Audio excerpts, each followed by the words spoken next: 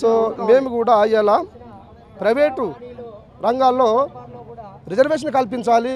విద్యారంగాల్లో మళ్ళీ పోతే హాస్పిటల్ రంగంలో కూడా విచ్చలవిడిగా ఫీజులు దోసుకుంటారు.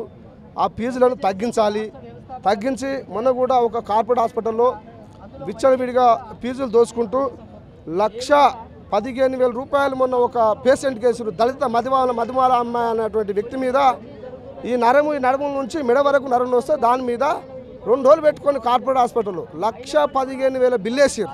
వాళ్ళు లేని వాళ్ళు పేదోళ్ళనేరి. మరి గవర్నమెంటు మరి వాళ్ళకి ఎందుకు తక్కువ చేస్తలేదు? కార్పొరేట్ హాస్పిటల్ ఎందుకు రైట్ చేస్తలేదు? కార్పొరేట్ స్కూళ్ళ మీద కూడా ఎందుకు రైట్ చేస్తలేదు? మరి చేసి మరి వాళ్ళందరూ కూడా న్యాయం చేయొచ్చు కదా. ఇవాళ ఆ సమస్య మీద మేము ఈ లెటర్ పట్టుకొని మేము ఈ ప్రజాభవన్కి వస్తే పిఏలకు ఫోన్ చేస్తే లేపుతలేరు. పోలీస్ అధికారులు దగ్గరికి వస్తే మనం తిడుతుర్రు. నేను ఒక రాష్ట్ర అధ్యక్షుడిని, దళిత జనసమితి వ్యవస్థాపక చైర్మన్. నన్ను ఆయన అల్గర్ భాషలో నా కారు కాడు ఉంటే ఇది ఎవంద్రా తీరా బోసిడికే బాడుక ఇంకా అల్గర్ భాష చెడ్డగా మాట్లాడితే బాగుంటుందా?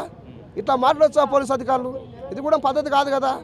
కాబట్టి ఇక ప్రజాభవన్ పోతే ఆ మినిస్టర్ దగ్గర గేట్ దగ్గర పోయినాం, బట్టి విక్రమార్క గేట్ దగ్గర పోయినాం. ఆయన దగ్గర పోతే పోలీసులు లోపల పంపిస్తలేరు. పిఎల్ నంబర్ కూడా ఫోన్ చేస్తే వాళ్ళు లేపుతలేరు.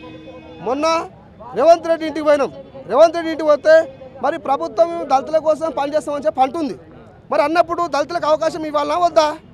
మరి ఆయన ఇంటికి పోతే గంటలు నిలబడి వచ్చినాం, అక్కడ కూడా మాకు అపాయింట్మెంట్ ఇస్తలేరు. మరి ప్రభుత్వం ఎవరి కోసం పనిచేస్తుంది? గత ప్రభుత్వంలో మేము ఆపట్టేది కాదు, మేము ప్రజల కోసం పనిచేస్తున్నాము. మేము దళితులము, మా ఆవేశాలతో మా ఆకలి మంట కోసం మేము ఇక్కడికి వచ్చినాము, మా బాధలు చెప్పుకోవడం కోసం ఇక్కడికి వచ్చినాం. కాబట్టి మరి వాళ్ళు మేము లెటరు తీసుకుపోయి మంత్రికి ఇచ్చి మరి మా బాధను ఆయనకు చెప్పి మేము వెళ్ళిపోవని చెప్పి మేము అనుకుంటే మరి అక్కడ వాళ్ళు పిఏలు ఫోన్ చేస్తే లేపుతలేరు, వాళ్ళ దగ్గర రాణిస్తలేరు. మరి ఇదేం పద్ధతి? రేవంత్ రెడ్డి ఇంటికి పోతున్నాం, అక్కడ వాళ్ళు పిఏలు ఫోన్ లేపరు, అక్కడ గేట్ కాడ నిలబడాలి. మేము ఓట్లు వేయాలి, మేము గెలిపియాలి, మీ ఇంటి చుట్టూ మేము పిచ్చోళ్ళు అదిరిగాలి. ఇదేం పాలన? గత ప్రభుత్వంలో మా మంత్రుల పిఏలు ఫోన్ చేస్తే లేపరు కదా. మరి ఈ ప్రభుత్వం పిఏలు ఎందుకు లేపరు? ఇదేంది దౌర్జన్యం? మరి ఈ బాధను ఎవరు చెప్పాలి? అంటే మేము పిచ్చోళ్ళగా మేము మీకు ఓట్లు వేయాలి, మేము రాజులో చేయాలి, మళ్ళీ మీ అమ్మలాగా మేము కుక్కలాగా తిరగాలి. What is problem? మేము చెప్తారు మేము ప్రజలకు మంచి పాలన అందిస్తున్నాం, బంగాళ లాంటి పాలన అందిస్తున్నాం అంటారు. మరి ఏం పాలన అందిస్తారండి వాళ్ళు? ఏం చేస్తారు చెప్పండి? ఇక్కడ కనిపిస్తలేదా? మా బృందం వచ్చింది, వాళ్ళ దగ్గర కూడా టచ్ కలిస్తలేరు వాళ్ళు.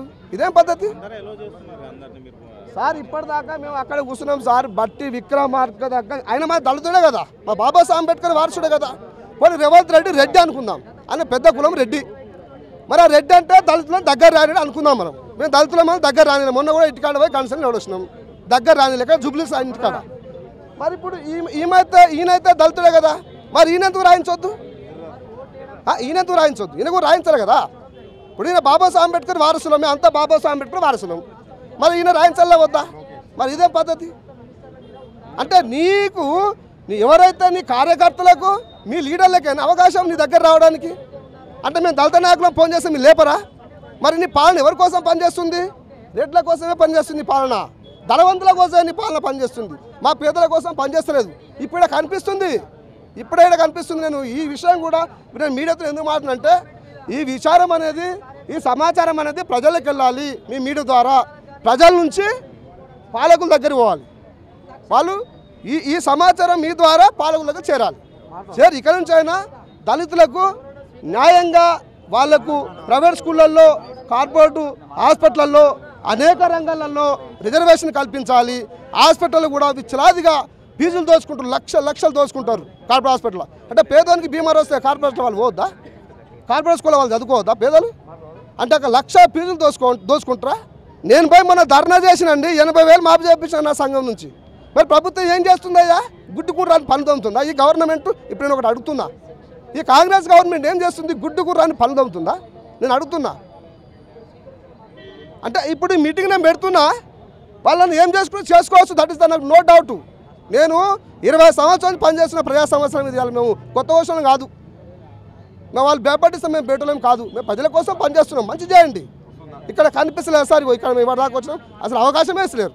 కాబట్టి మరి మీరు కూడా మీ ద్వారా కూడా ఈ సమాచారము మరి ప్రభుత్వం చేరాలని చెప్పి ఇక్కడి నుంచి అయినా మంత్రులు, మినిస్టర్లు, ఎంపీలు అందరూ కూడా కన్ను తెరిచి దళిత సంఘాలకు విలువలు ఇవ్వాలి, గౌరవించాలని చెప్పి నేను మీ ప్రభుత్వాన్ని కోరుకుంటున్నా. పిఎల్ కూడా ఫోన్ చేస్తే లేపాలి. మినిస్టర్లు కానీ టైం దొరకదు కాబట్టి పిఎల్ కూడా ఫోన్ చేస్తే లేపాలి. అవునా కాదు సార్? కాబట్టి మరి మీరు కూడా ఈ అవకాశం ఇచ్చినందుకు మీ అందరికీ కూడా నేను ధన్యవాదాలు తెలియజేస్తున్నా.